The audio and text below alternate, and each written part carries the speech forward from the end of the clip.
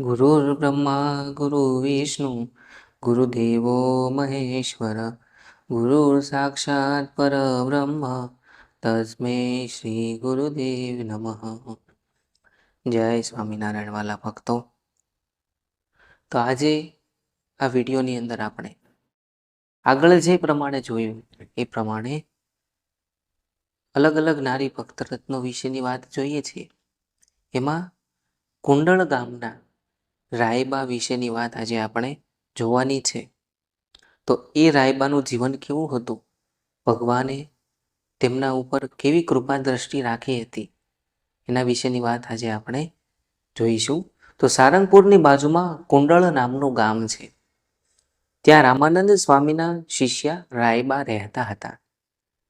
तेमना पतिनुं नाम मोका पटगीर हतुं। मोका पटगीરના ભત્રીજા અમરા પટગીર પણ ખૂબ જ સત્સંગી હતા. રાયબા કારિયાણી ગામના માંચા ખાચરના બહેન થાય.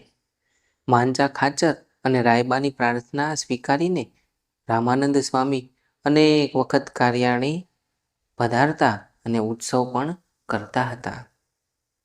રાયબાને 3 પુત્ર હતા, મામૈયો પટગીર, હાથીઓ પટગીર અને રામ પટગીર. આ ત્રણેય માતુશ્રીની કુખ દીપાવી હતી.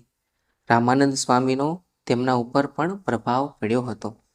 એટલે ત્રણેય દીકરાઓ પણ ભગવાનની ભક્તિ ખૂબ જ પ્રેમથી કરતા હતા.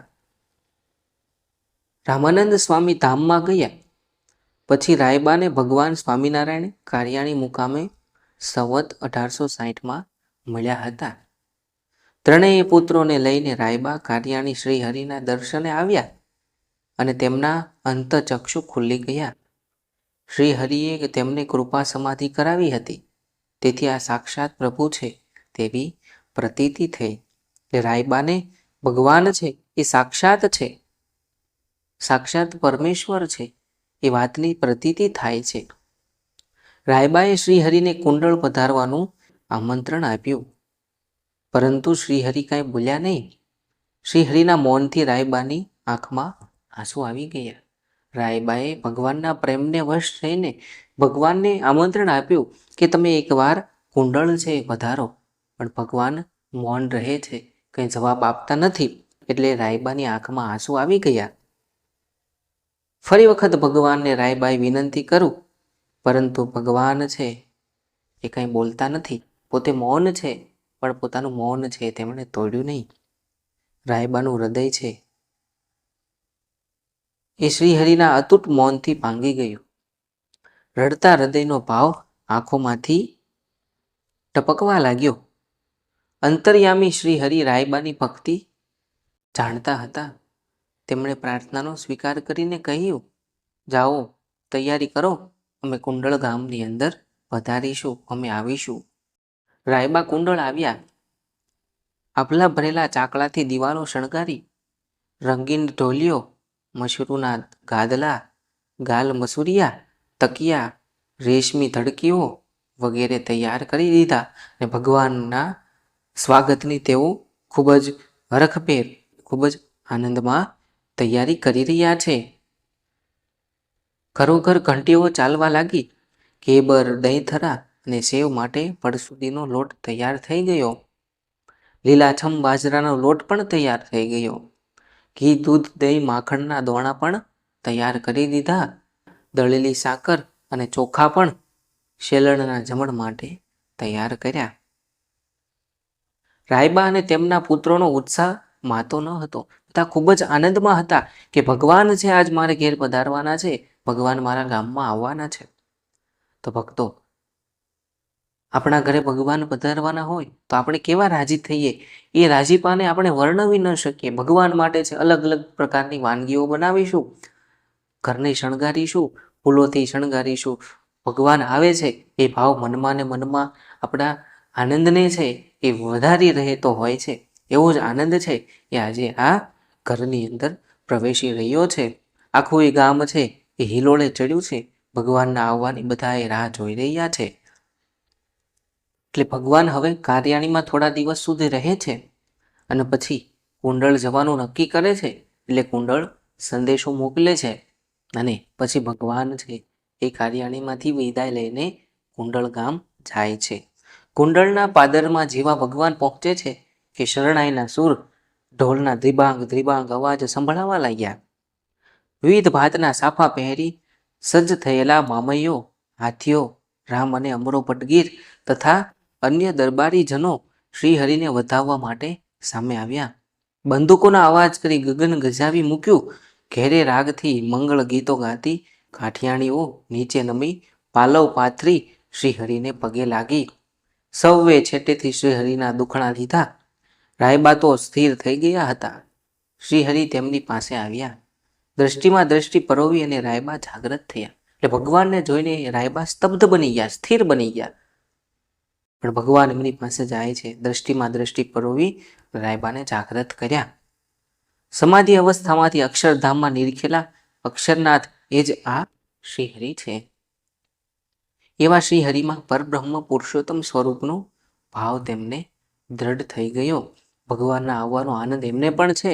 ઘર પરિવારના લોકો, ગામના લોકો ભગવાનના આવવાથી ખૂબ જ રાજી થયા છે. લોકોમાં આનંદ સમાતો ન હતો. નાચતા કૂદતા સહજાનંદ સ્વામીની જય બોલાવતા સૌ મોકા પટગીરના દરબારમાં આવ્યા. શ્રીહરિએ કુંડળ ગામનો પ્રેમ જોયો, હરિભક્તોનો ભાવ જોયો, રાયબાની ભક્તિ જોઈ.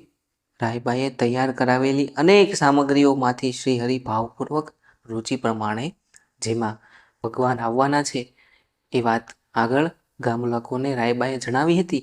એટલે રાયબાની આજ્ઞા મુજબ સરસ મજાના ભોજનિયા છે એ ભગવાન માટે તૈયાર થયા અને એ ભોજન આજે ભગવાનને પીરસવામાં આવ્યા છે. ભગવાનને જે રુચિ હતી એ પ્રમાણે ભગવાન પ્રેમથી જમે છે. પછી સંતોને જમાડ્યા. કાઠીઓને પણ ઘી, સાકર અને ચોખા, બાજરાના રોટલા, દૂધ, દહીં, માખણ જમાડ્યા. શ્રીહરિ સંતોને પીરસી તેમને પણ પીરસવા પધાર્યા.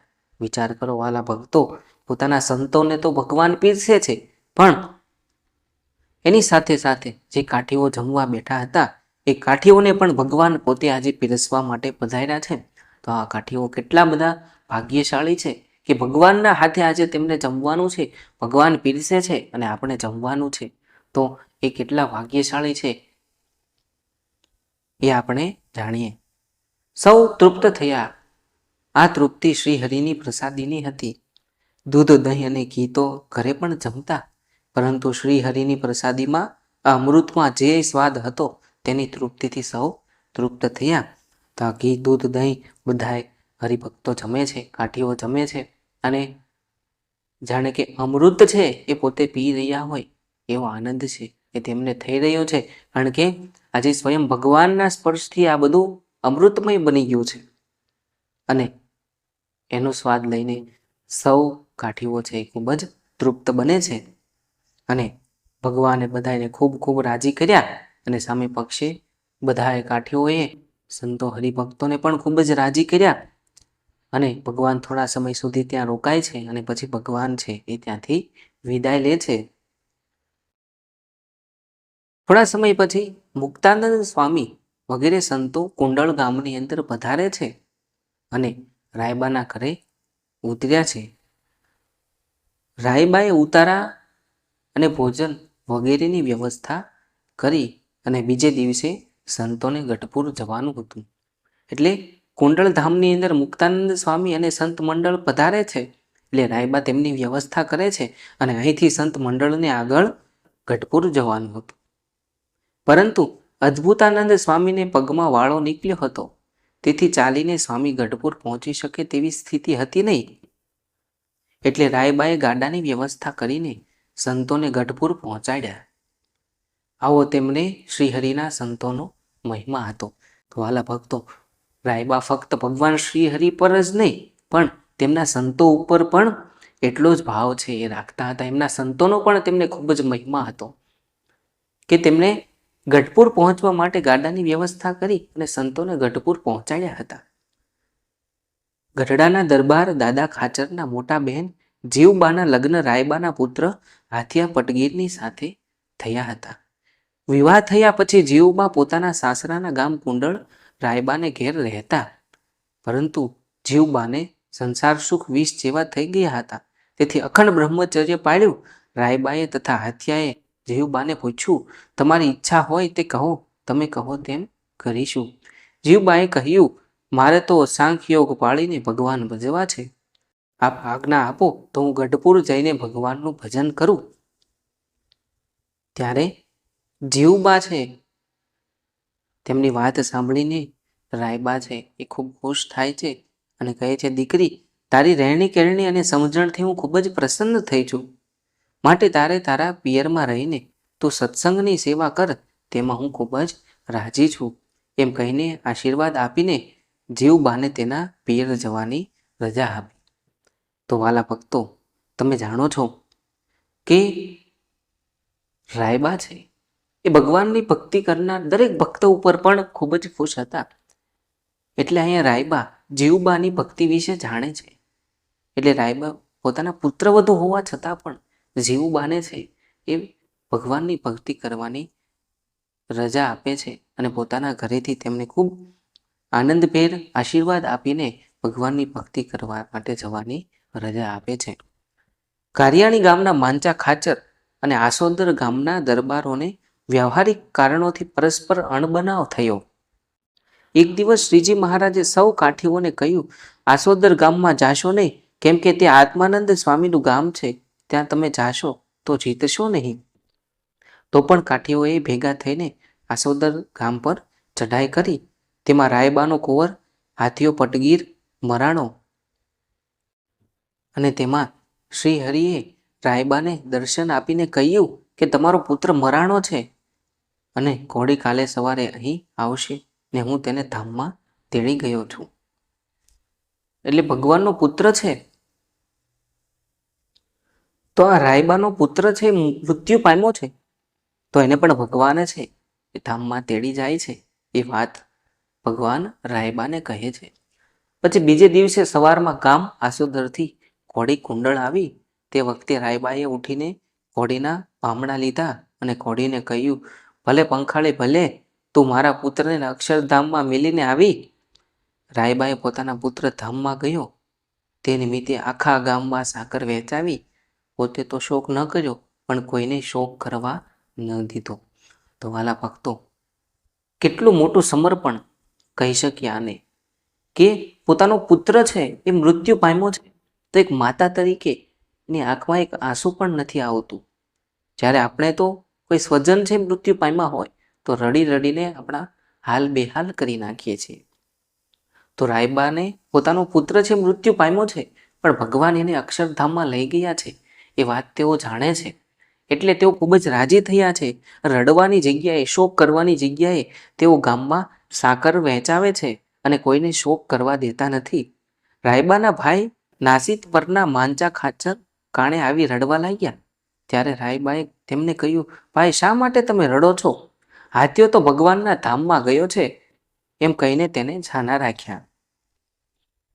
એટલે ભાણેજ પોતાનો ધામમાં ગયો છે, મૃત્યુ પામ્યો છે, તેથી મામા માંચા ખાચર રડે છે. પણ રાયબા તેમને સમજાવે છે કે તમે શા માટે રડો છો? એ તો ધામમાં ગયો છે, ભગવાન સ્વયં તેને લેવા માટે આવ્યા હતા.